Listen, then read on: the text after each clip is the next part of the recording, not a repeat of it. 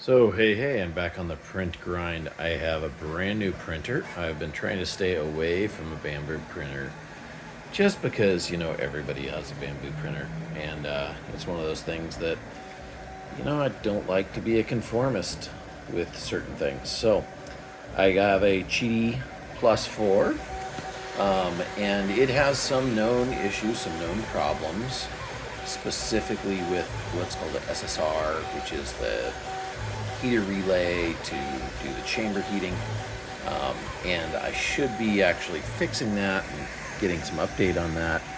I actually have a solid state dude right here that will actually replace the board that they have, and this goes on a heat sink, so I'm going to be working on that before I'm actually printing carbon fiber nylon with it.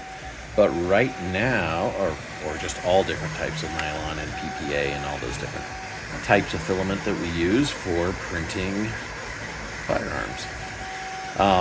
This printer is doing really well for me right now. It's actually working on a 3D printed AR15 Jig to actually cut 80% AR15 lowers, which you can still get. They're still everywhere, but man, the jigs are hard to find. And I was helping somebody out with the jig, and it never made it back into my possession. So running this, getting it together, and hopefully a couple more prints, and have that jig all set and ready.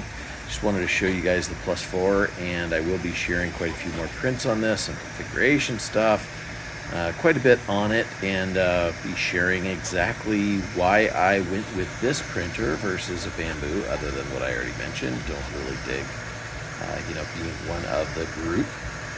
Also, this printer has a little larger build surface at 305 by 305 by 280.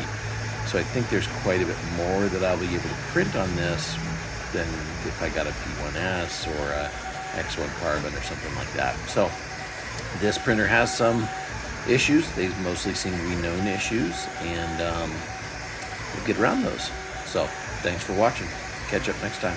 Keep printing guns.